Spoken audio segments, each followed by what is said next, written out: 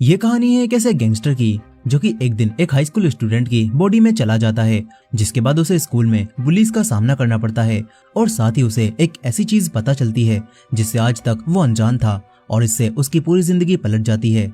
दोस्तों, ये Korean drama काफी मजेदार और एक्शन कॉमेडी से भरा है। इस वीडियो को एंड तक जरूर देखिएगा, आपको जरूर मजा आएगा। तो कहानी की शुरुआत होती है एक गैंगस्टर बॉस जांग से, जिसकी जिंदगी एकदम बेहतरीन गुजर रही थी। उसके पास किसी भी चीज की कोई कमी नहीं थी सिवाय एक अच्छी बीवी के। उसकी वाइफ सेयोन जांग से बिल्कुल भी प्यार नहीं करती थी, लेकिन जांग को भी कोई फर्क नहीं पड़ता था क्योंकि उसने बस सेयोन से इसीलिए शादी की थी क्योंकि वो हानहो कंपनी के चेयरमैन की बेटी है। खैर, आज जांग को पता चलता है कि उसके नए प्रोजेक्ट के बीच में एक कारपेंटर की शॉप आ रही है और कारपेंटर अपनी शॉप हटाने से मना कर रहा है। ये बात जानकर जांग अपने सबसे वफादार आदमी मैनचुल को बुलाता है और कहता है कि कुछ आदमियों को लेकर जाओ और उस कारपेंटर की शॉप को वहां से हटवाओ। इधर दूसरी तरफ वो कारपेंटर जोंग पहले ही घबराया हुआ था और तभी मैनचुल यहाँ कई सारे आदमी लेकर आ जाता है। इसके बाद सारे आदमी जोंग की थोड़ी खातिरदारी करते हैं और फिर मैनचुल कहता है कि अगर तूने 3 तक गिनती में खुद साइन नहीं किए तो हम तेरा हाथ काटकर खुद अंगूठा लगवा लेंगे। जोंग भी डरकर अब साइन कर देता है। वहीं रात में जब जांग आराम से खाना खा रहा था तो तभी यहाँ पर यांग नाम का एक और आदमी आ जाता है जो कि किसी भी हाल में जांग से आगे निकलना चाहता था। यहाँ पर जांग यांग की थोड़ी बेइज्जती करता है और अपनी बेइज्जती करवाने के बाद यांग यहाँ से निकल लेता है। अब इसके कुछ समय बाद जांग को कंपनी की तरफ से एक बिल्डिंग मिलती है और इसकी खुशी मनाने के लिए जांग एक रेस्टोरेंट में रामेन खाने आता है, लेकिन असल में उसे रामेन से कोई मतलब नहीं था। वो तो किसी को देखने यहाँ पर आया हुआ था। यहीं पर एक हाई स्कूल का लड़का डोंग भी जांग के आगे बैठकर खाना खा रहा था। अब यहाँ पर जांग रेस्टोरेंट की मालकिन से पूछता है कि 10 साल पहले इस रेस्टोरेंट को एक औरत चलाती थी, अब वो कहाँ पर है। इस पर रेस्टोरेंट की मालकिन कहती है कि वो औरत तो मर गई होगी। ये सुनकर जांग रामेन चखता है जो कि उसे बिल्कुल पसंद नहीं आते और फिर वो पेमेंट करके जाने वाला होता है। तभी उस लड़के डोंग के पास किसी की कॉल आती है और फिर वो जल्दबाजी में यहाँ से जाने लगता है। वो उन लेडी से कहता है कि मेरा वॉलेट कहीं पर खो गया है। ये बात सुनकर वो लेडी कहती है कि बेटा जाओ, ये अंकल है ना, ये भी तुम्हारी तरफ से पैसे दे देंगे। इसके बाद वो लेडी जांग से भी पैसे ले लेती है और कहती है कि इसके बदले में मैं तुम्हें जल्दी ही एक गिफ्ट दूंगी। अब जांग पैसे देकर यहाँ से जाने लगता है, लेकिन कूड़े की गाड़ी की वजह से वो जाम में फंस जाता है और बाहर निकलकर खड़ा होता है। और यहीं पर वो लड़का डोंग भी ऊपर छत की दीवार पर चलता हुआ एक शूज उतारने की कोशिश कर रहा था और तभी अचानक से वो नीचे जांग के ऊपर गिरता है, जिससे जांग वहीं बेहोश हो जाता है। अब इसके बाद जांग को एक हॉस्पिटल में होश आता है। नर्स उसके पास आकर कहती है कि बेटा तुम उठ गए क्या। जांग सोचता है कि ये नर्स मुझे बेटा क्यों बोल रही है। वो नर्स डॉक्टर को बुलाने चली जाती हैं। तभी जांग उठकर बाहर निकल जाता है और एक आदमी दोबारा उससे कहता है कि बेटा तुम उठ गए। जांग सोच रहा था कि ये सभी लोग पागल वागल हो गए क्या, 40 साल के आदमी को ये लोग बेटा बोल रहे हैं। लेकिन तभी उसे एक बड़ा झटका लगता है। वो अपने सामने अपनी बॉडी को देखता है जो कि बेड पर पड़ी हुई थी और वो कोमा में जा चुका था। अब इसके बाद वही कारपेंटर जोंग भी यहाँ पर आ जाता है और जांग को अपना बेटा कहने लगता है और जांग को पता चलता है कि इस वक्त उसकी आत्मा उसी हाई स्कूल के लड़के की बॉडी में आ चुकी है जो कि उसके ऊपर आकर गिरा था। ये सब देखकर जांग हैरान रह जाता है। डॉक्टर को लगता है कि डोंग यानी कि इस लड़के के सर पर गिरने से चोट लगी है, इसलिए वो थोड़ा सा अजीब बिहेव कर रहा है। यहीं पर कारपेंटर जोंग कहता है कि मेरे बेटे का बोलने का तरीका भी बिल्कुल बदल गया है। वो कहते हैं कि डोंग मैं तुम्हारा डैड हूँ, क्या तुम मुझे नहीं पहचान पा रहे। लेकिन जांग कहता है कि ओए बुड्ढे, अपने हाथ मुझसे दूर रख, मैं तेरा बेटा नहीं हूँ। डॉक्टर कहती हैं कि शायद इसके दिमाग पर चोट लग गई है, ये कुछ समय में खुद ही ठीक हो जाएगा। अब इसके बाद जांग को याद आता है कि वो तो उसी लड़के की बॉडी में आ गया है जो कि रेस्टोरेंट में उससे मिला था और जरूर रेस्टोरेंट की उस औरत ने ही इनकी सोल आपस में स्विच करवाई है। जांग तुरंत ही दोबारा रेस्टोरेंट में जाता है, लेकिन अब वहाँ पर कोई भी रेस्टोरेंट नहीं था और उसकी एक औरत से बहस हो जाती है। वो औरत कह रही थी कि वो रेस्टोरेंट तो यहाँ से सालों पहले हट चुका है, लेकिन जांग उनसे कहता है कि मैंने कल ही यहाँ पर रामेन खाए थे। लेकिन वो औरत जांग को पागल समझती है। यहीं पर जांग की असली बॉडी के कोमा में जाने की खबर सुनकर उसी आदमी यांग को काफी खुशी होती है। इधर जांग अपने घर पहुंचता है और देखता है कि उसकी वाइफ रो रही है। जांग को लगता है कि शायद उसकी वाइफ को जांग के कोमा में जाने से काफी दुख हो रहा होगा, लेकिन असल में वो अपना नेकलेस टूट जाने की वजह से रो रही थी। अब तभी जांग की वाइफ उसे देखकर डर जाती है। जांग कहता है कि मैं तुम्हारा पति हूँ, मैं जांग हूँ, लेकिन उसकी वाइफ को यकीन नहीं होता। वो अलार्म बजाकर एक तलवार उठा लेती है। तभी गार्ड्स यहाँ पर आकर जांग को पुलिस के हवाले कर देते हैं। फिर ऑफिसर जांग से कहता है कि तुम उस घर में क्यों गए थे, क्या तुम वहाँ पर चोरी करने वाले थे। जांग को गुस्सा आ जाता है। वो कहता है कि वो पूरा घर मेरा है, भला मैं अपने घर में चोरी क्यों करूंगा। वो कारपेंटर अपने बेटे डोंग को रोकते हैं और पुलिस को बताते हैं कि इसके सर पर चोट लग गई है, जिससे लगता है कि शायद ये सटिया गया है, आप इसे माफ कर दो। फिर वो उसे लेकर यहाँ से जाने लगते हैं। अब इसके बाद जंग हॉस्पिटल में अपनी बॉडी के ऊपर बार बार गिरने लगता है ताकि वो अपनी असली बॉडी में वापस जा सके। तभी जंग का वफादार आदमी मैंजुल यहाँ पर आता है, लेकिन वो ये देखकर सोचता है कि शायद वो किसी कपल के रूम में आ गया, इसीलिए वो वापस जाने लगता है। लेकिन उसे याद आता है कि ये तो उसके बॉस का रूम है। वो अंदर आकर कहता है कि तू मेरे बॉस के साथ क्या कर रहा है। मैंजुल पहचान जाता है कि ये तो वही मोटा है जिसने मेरे बॉस के ऊपर गिरकर उन्हें कोमा में पहुंचा दिया। अब तभी डॉक्टर यहाँ पर आ जाती हैं। जंग यहाँ से निकल लेता है। फिर वो कारपेंटर जोंग के साथ उनके घर पर आ जाता है। यहाँ पर जोंग ने अपने बेटे के लिए ढेर सारा खाना बनाया था, लेकिन इतना खाना देखकर जंग कहता है कि मैं इतना सारा नहीं खा सकता। मगर थोड़ा सा चखने के बाद ही उसे कुछ होता है और जब उसकी आंख खुलती है तो सारा खाना उसने खत्म कर दिया था। इसके बाद जोंग कहता है कि बेटा अब तुम आराम कर लो, हम कल स्कूल जाएंगे और उसके बारे में बात करेंगे। इसके बाद जंग इस लड़के डोंग के रूम में आ जाता है। फिर अगले दिन ये दोनों स्कूल में जाते हैं। जंग बॉस की तरह बैठ जाता है और अपने एटीट्यूड को बिल्कुल भी कम नहीं करता। फिर इसके बाद जोंग प्रिंसिपल से बात करता है। प्रिंसिपल के साथ साथ पूरे स्कूल में ये बात फैल गई थी कि जिस दिन से डोंग गिरा है, डोंग को उस दिन के बारे में कुछ भी याद नहीं है। कारपेंटर जोंग प्रिंसिपल से कहता है कि मेरा बेटा ऐसा कदम नहीं उठा सकता कि वो खुद बिल्डिंग से कूद जाए, जरूर दूसरे बच्चों ने उसके साथ कुछ किया होगा। लेकिन प्रिंसिपल मना करने लगता है और ये सब सुनकर जंग समझ जाता है कि प्रिंसिपल कुछ छुपा रहा है। वो कारपेंटर को और चिंता करने से मना करता है और फिर इस लड़के डोंग की क्लास में आ जाता है। टीचर सब बच्चों से कहती हैं कि उस एक्सीडेंट की वजह से डोंग अभी तक पूरा ठीक नहीं हुआ है, इसीलिए हर काम में इसकी मदद करते रहना। लेकिन क्लास के कुछ लड़के डोंग के आते ही उसका स्वागत अपनी मिडिल फिंगर से करते हैं। फिर इसके बाद कैंटीन एरिया में कुछ लड़कियां एक लड़की यून को बुली करने लगती हैं। एक लड़की यून के खाने में फैंटा मिला देती है और फिर उसे खाने के लिए कहती है। यून फाइट बैक नहीं करती और उसे खाने लगती है। इसके बाद वो लड़कियां उसका सारा खाना उसके ऊपर ही डाल देती हैं। ये सब देखकर जंग उनसे कहता है कि उसे आराम से लंच करने दो, उसे परेशान क्यों कर रही हो। लेकिन फिर एक लड़का तेवोक उसके पास आकर कहता है कि अबे लूजर, तू ज्यादा नहीं बोल रहा।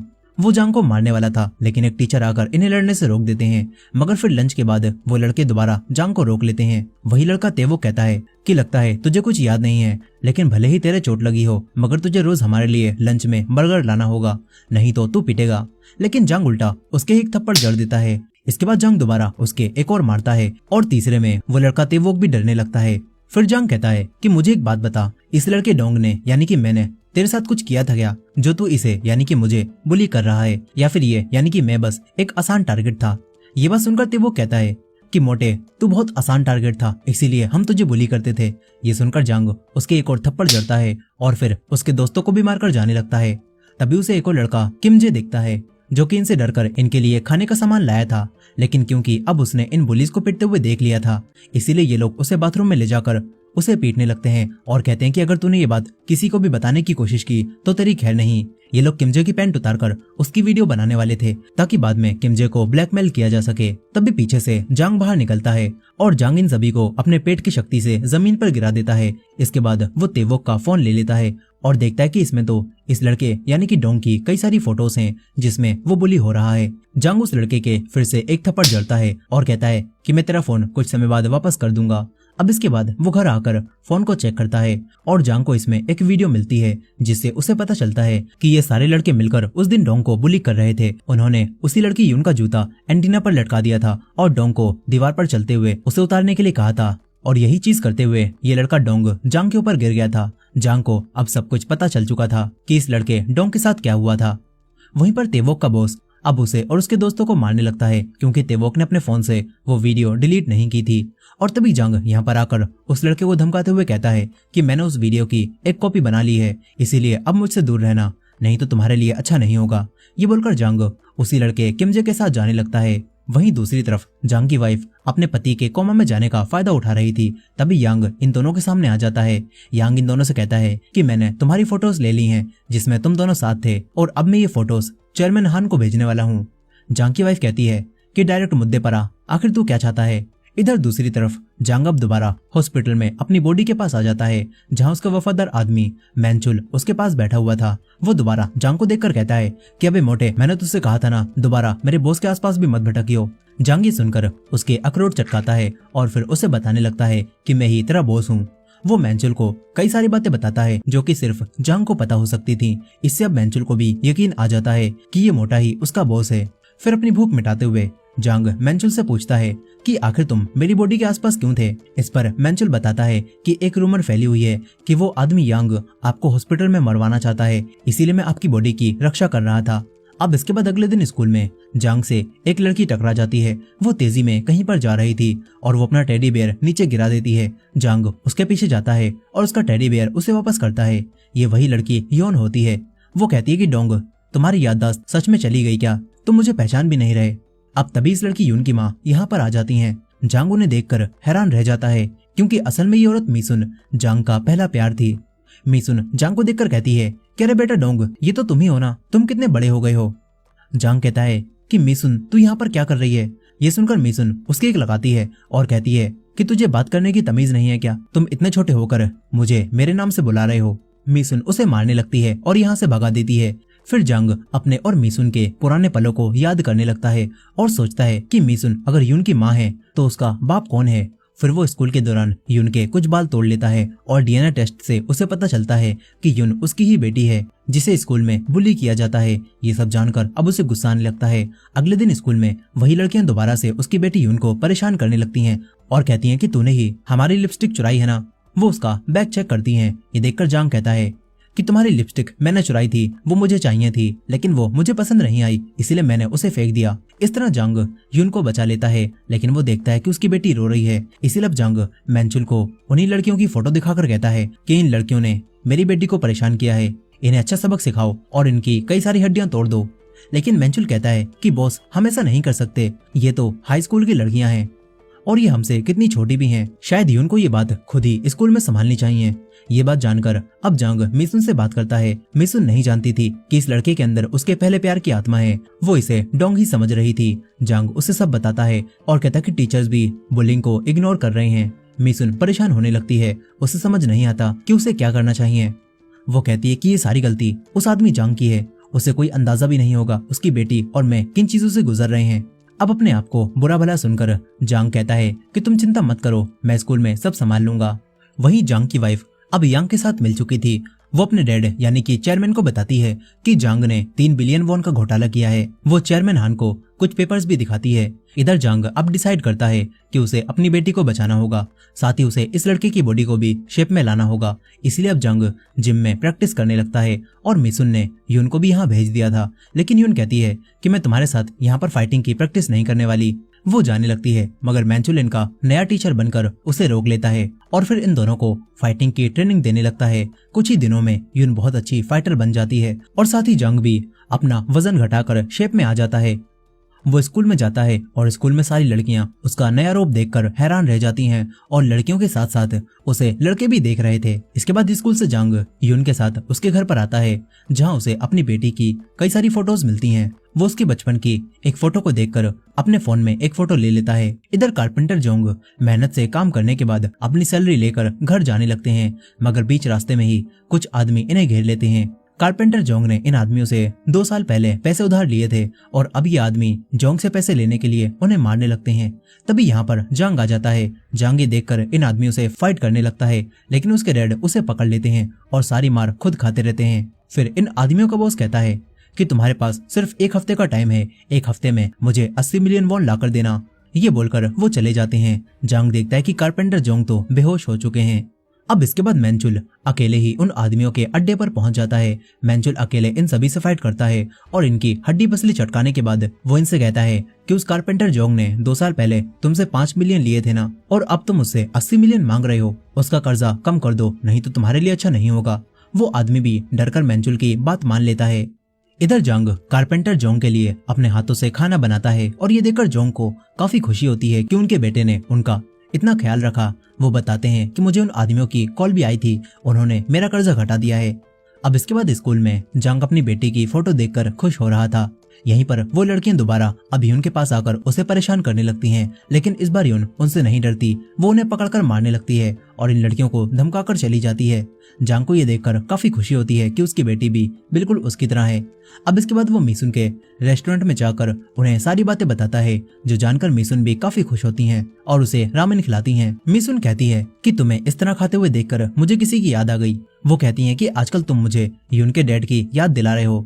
अब तभी कुछ कस्टमर्स मिशन को छेड़ने लगते हैं। ये देखकर जांग को गुस्सा आ जाता है। वो उस आदमी के पास जाकर उससे बहस करने लगता है और बात हाथापाई पर आ जाती है। जांग मिशन को किचन में भेजता है और फिर अकेले इन लोगों को बचाने लगता है। वो एक आदमी को पकड़कर कहता है कि तूने मेरी औरत को हाथ भी कैसे लगाया।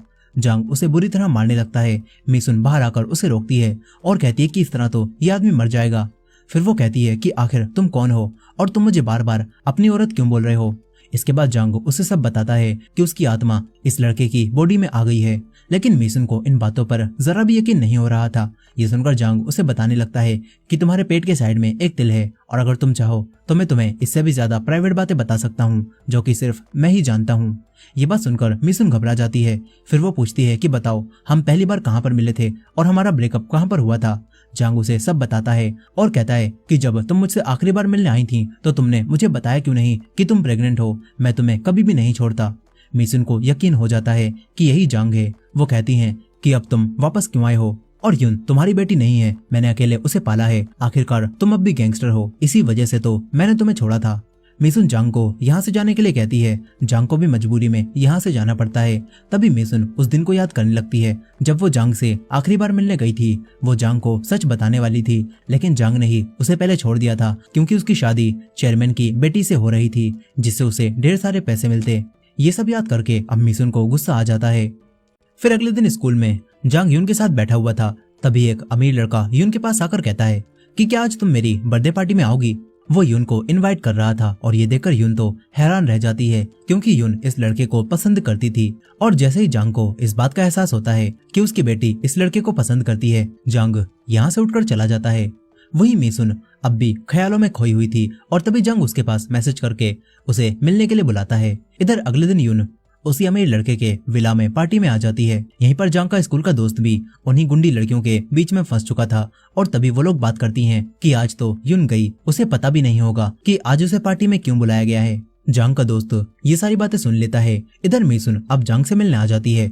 जांग मिशन से मिलकर उसे समझाने लगता है कि जो उसने पास्ट में मिशन के साथ किया उसके लिए वो शर्मिंदा है और अब वो मिशन के साथ रहना चाहता है, लेकिन मिशन नहीं मानती और कहती है कि ये मुमकिन नहीं है और तो और तुम पहले से शादीशुदा हो। आसपास के लोग ये सुनकर हैरान होते हैं कि ये बच्चा इतनी सी उम्र में शादीशुदा है और इसका अफेयर भी चल रहा है। मिशन अब जाने लगती है। तभी जांग उसे रोककर किस करने लगता है और ये देखकर मिशन उसके एक थप्पड़ मारती है। आसपास के लोग सदमे में पहुंच चुके थे कि आखिर ये सब क्या चल रहा है। मिशन अब जांग को पकड़कर पुलिस के पास ले जाने लगती है। जांग उससे माफी मांगता है। तभी उसके पास उसके स्कूल के दोस्त की कॉल आती है जो कि बताता है कि शायद आज यून खतरे में है। और ये बात जानकर जांग अब कार चलाते हुए यून की क्लास की उन्हीं लड़कियों से लोकेशन पूछता हुआ पार्टी में जाने लगता है। इधर वो अमीर लड़का यून को जबरदस्ती ड्रिंक पीने के लिए कहता है। यून नहीं मानती और तभी वो अपना असली रूप दिखाता है और कहता है कि मैंने तुम्हें ऐसी पार्टी में ऐसे ही नहीं बुलाया।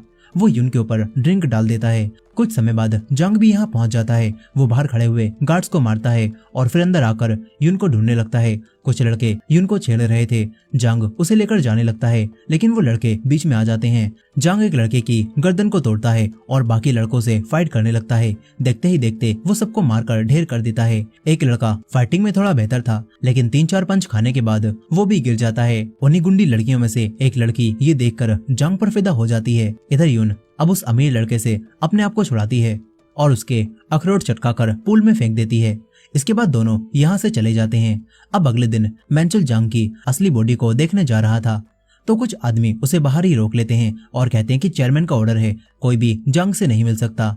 इसके बाद मैंचुल जांग को आकर सब कुछ बताता है कि तुम्हें तुम्हारी वाइफ ने यांग के साथ मिलकर झूठे इल्जाम में फंसा दिया है और अब चेयरमैन सोचते हैं कि तुमने 3 बिलियन वॉन का घोटाला किया है और जब तुम भाग रहे थे तभी तुम्हारा एक्सीडेंट हो गया। जांग सोचता है कि अब उसे क्या करना चाहिए। इसके बाद मैंचुल जांग के कहने पर चेयरमैन को एक लेटर पहुंचाता है।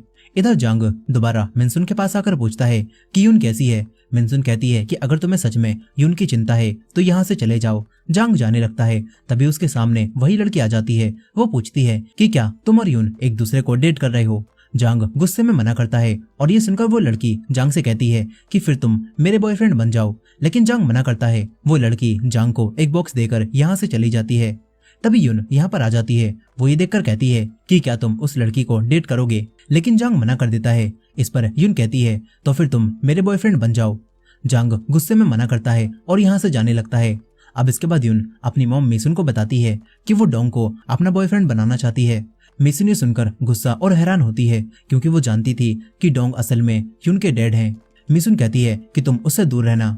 अब इसके बाद अगले दिन मिसुन जांग को स्कूल से ही पकड़ लेती है और कहती है कि तुम ऐसा क्या कर रहे हो जो तुम्हारी बेटी अब तुम्हें ही अपना बॉयफ्रेंड बनाना चाहती है। जांग कहता है कि मैं बस उसका दोस्त बनना चाहता था। मिसुन जांग से कहती है कि तुम यहाँ से चले जाओ और हमारी जिंदगी में कभी वापस मत आना। हम फिर से कभी भी एक नहीं हो सकते क्योंकि तुम पहले से शादीशुदा हो। अब तभी यून यहाँ पर आ जाती है और कहती है कि कौन शादीशुदा है। यहाँ बिना सोचे समझे जांग यून से कहता है कि मैं तुम्हारी माँ को पसंद करता हूँ। यून ये सुनकर हैरान रह जाती है। उसे लगता है कि उसकी माँ ने उससे उसका प्यार छीन लिया। यून गुस्सा होकर यहाँ से भाग जाती है। मिसुन अब जांग पर गुस्सा होने लगती है और कहती है कि तुमने वो बात क्यों कही। इधर यांग गार्ड्स को मारता है और जांग की बॉडी के पास आ जाता है। वो जांग को मारने आया था लेकिन तभी जांग को होश आ जाता है। वो कहता है कि अंकल आपकी जिप खुली हुई है। उसे होश में देखकर यांग खुद बेहोश हो जाता है। अब इसके बाद जांग डोंग के घर पर आ जाता है और कारपेंटर जोंग को अपना डैड कहने लगता है। यहाँ पर हमें पता चलता है कि उस हाई स्कूल के लड़के डोंग की आत्मा जांग की बॉडी में आ गई है, लेकिन उसके डैड के लिए वो एक आदमी था। वो डरने लगते हैं। डोंग खुद भी रो रहा था। तभी जांग यहाँ पर आ जाता है। वो समझ जाता है कि उसकी बॉडी में अब वही लड़का आ चुका है। डोंग भी सब कुछ समझ जाता है और ये देखकर वो घबराता है। तभी जांग उसके एक मारकर उसे शांत कराता है और फिर जांग कारपेंटर जोंग को सब समझाने लगता है। शुरुआत में उसे बिल्कुल भी यकीन नहीं होता, लेकिन कुछ समय बाद वो समझ जाता है कि ये दोनों सच बोल रहे हैं। अब इसके बाद जांग डोंग से कहता है कि ओए लड़के, तू यून को पसंद करता है ना? अगर तू मेरी मदद करेगा तो तू उसके करीब हो सकता है। इधर जांग की वाइफ यांग के ऊपर गुस्सा हो रही थी क्योंकि वो जांग को नहीं मार पाया। यांग कहता है कि चिंता मत करो, मैंने अपने आदमियों को काम पर लगा दिया है, वो जल्दी ही जांग को ढूंढ लेंगे। अब तभी एक आदमी आकर बताता है कि हमें पता चल गया है जांग कहाँ पर गया है। इधर जांग उसी लड़के डोंग के साथ मिनसुन के पास आता है और डोंग अब जांग बनकर मिनसुन से बात करता है और झूठ बोलता है कि हमारी सोल्स फिर से वापस हमारे अपने अपने शरीर में आ गई हैं। इसके बाद डोंग जांग के बताए तरीके के मुताबिक मिनसुन से माफी मांगने लगता है, लेकिन तभी यांग अपने आदमियों के साथ यहाँ पर आ जाता है। ये देखकर डोंग डर कर रोने लगता है। मिसुन भी सब समझ जाती है। अब इसके बाद जांग उन दोनों को किचन में भेजता है और डोंग से मिसुन को अंदर ही रखने के लिए कहता है। इसके बाद जांग इन गुंडों से फाइट करने लगता है। यांग को लगता है कि ये कोई हाई स्कूल का लड़का है, इसलिए यांग उसे सीरियस नहीं लेता, लेकिन जांग देखते ही देखते सारे आदमियों को निपटा देता है। तभी यांग अपने सबसे ताकतवर आदमी को फाइट के लिए भेजता है। जांग और उसके बीच में काफी देर तक फाइट होती रहती है, जिसमें आखिरकार जांग उसे मारने लगता है, लेकिन तभी यांग पीछे से उसके ऊपर हमला करके उसके गले पर चाकू रख लेता है और कहता है कि जांग बाहर आ। लेकिन तभी मिसुन बाहर आती है। वो सिलेंडर को चालू करके लाइटर को हाथ में पकड़ लेती है और कहती है कि अगर तुम 3 तक गिनती में यहाँ से नहीं गए तो मैं आग लगाकर हम सभी को मार दूंगी। यांग काफी डर जाता है और मौके का फायदा उठाकर जांग दोबारा उसे मारने लगता है, लेकिन मिसुन उसे लड़ने से मना करती है। तभी यांग अपने आदमियों के साथ यहाँ से भाग जाता है। जांग अब मिसुन के पास आकर सिलेंडर को बंद करता है और उसके हाथ से लाइटर ले लेता है। मिसुन भी काफी डरी और अंदर से दुखी थी। तभी डोंग भी बाहर आ जाता है। मिसुन अब असली जांग को दूर करके डोंग से बात करने लगती है। वो जांग की बॉडी के सामने वो सारी बातें कहती है जिन्हें इतने सालों से वो अपने दिल में दबा कर बैठी हुई थी। मिसुन उससे कहती है कि मुझे तुम्हारी बहुत याद आती थी और आखिरकार तुम 17 सालों बाद वापस लौट आए हो। मिसुन उसे गले लगा लेती है। जांग भी समझ जाता है कि मिसुन आज भी उससे प्यार करती है। अब इसके बाद जांग की कंपनी के चेयरमैन अपनी बेटी को बुलाते हैं। चेयरमैन हान को जांग के भेजे हुए उसी लेटर से पता चल चुका था यांग के साथ मिलकर उसे फंसाना चाहती है और असल में जांग ने पैसों का कोई घोटाला नहीं किया। चेयरमैन अपनी बेटी से कहते हैं कि ये लेटर उसने एक्सीडेंट से पहले लिखा था और हमने राइटिंग भी चेक करवाई और ये राइटिंग बिल्कुल जांग की है। ये सुनकर वो कहती है कि ऐसा कैसे हो सकता है, मैंने तो एक्सीडेंट के बाद ही यांग के साथ हाथ मिलाया था। इससे चेयरमैन समझ जाते हैं कि उनकी बेटी उन्हें धोखा दे रही है। साथ ही उन्हें अपनी बेटी के अफेयर के बारे में भी पता चल चुका था।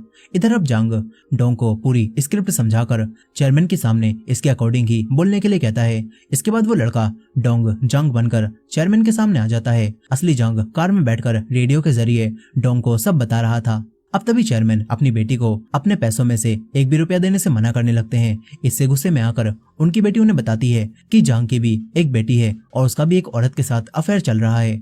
ये बात सुनकर चेयरमैन जांग से इस बारे में पूछते हैं। असली जांग उसे इंस्ट्रक्शन दे रहा था, लेकिन ग्लिच की वजह से उसे कुछ भी सुनाई नहीं देता और डोंग चेयरमैन से कह देता है कि हाँ ये सच है, उसकी एक बेटी है, लेकिन ये बात उसे एक्सीडेंट के बाद ही पता चली है। डोंग कहता है कि अगर आप मुझे मेरी फैमिली के साथ रहने की वजह से कंपनी से निकालकर 1 रुपया भी नहीं दोगे तो तब भी मुझे ये मंजूर है। चेयरमैन भी उसके ऊपर गुस्सा नहीं करते और ये देखकर जांग की वाइफ यहाँ से चली जाती है। अब इसके बाद चेयरमैन जांग से कहते हैं कि तुम जैसा चाहो वैसा कर सकते हो। डोंग अब खुश होकर यहाँ से जाने लगता है। बाहर असली जांग ये देखकर काफी खुश होता है कि डोंग ने सारी बातें संभाल ली, लेकिन अब तभी उसकी वाइफ गुस्से में आती है और इन्हें ठोकने वाली होती है। जांग डोंग को धक्का देकर खुद गाड़ी के सामने आ जाता है, जिससे जांग काफी जख्मी हो जाता है। उसे तुरंत ही हॉस्पिटल ले जाया जाता है, जहाँ मिसुन और यून भी पहुंच जाते हैं। यहाँ पर यून जांग की असली बॉडी को देखकर कहती है कि माँ, ये मेरे डैड है ना, आपने इनकी फोटो को मुझसे छुपा कर रखा था, लेकिन मैंने वो फोटो देख ली थी। यहाँ पर असली जांग, जो कि डोंग की बॉडी में था, वो कहता है कि हाँ, मैं तुम्हारा डैड हूँ। यून परेशान होने लगती है और सोचती है कि ये क्या चल रहा है, कहीं मेरी माँ ने सच में मेरे दोस्त से शादी तो नहीं कर ली ना। अब तभी बात करते हुए असली जांग बेहोश हो जाता है और इसके साथ ही जांग की बॉडी में मौजूद डोंग भी बेहोश हो जाता है। फिर कुछ समय बाद जांग को ऑपरेशन रूम में होश आता है, जहाँ उसके सामने उसी रेस्टोरेंट की मालकिन होती है। इससे जांग समझ जाता है कि सोल्स स्विच करवाने में इसी लेडी का हाथ था। वो लेडी अब जांग को सोने के लिए कहती है। अब इसके बाद कहानी 6 महीने आगे जाती है, जहां डोंग अब अपनी असली बॉडी में वापस आ चुका था। वो हॉस्पिटल से डिस्चार्ज होकर स्कूल आता है तो सारे बच्चे उसकी तारीफ करने लगते हैं, क्योंकि स्कूल के सारे बुलीज ने डोंग के डर की वजह से स्कूल छोड़ दिया था और अब डोंग और यून स्कूल के नए हीरो बन जाते हैं। उसी गैंगस्टर यांग को भी पुलिस ने पकड़ लिया था और असली जांग भी अपनी बॉडी में लौटने के बाद गुंडागर्दी छोड़कर मिसुन के साथ रहने लगा था। साथ ही कारपेंटर जोंग और मैंचुल भी इन्हीं के साथ काम करने लगे थे और इसके साथ ही जांग अपनी बेटी के साथ अच्छा समय बिता रहा था। और इसी हैप्पी एंडिंग के साथ ये मूवी यहाँ पर खत्म हो जाती है।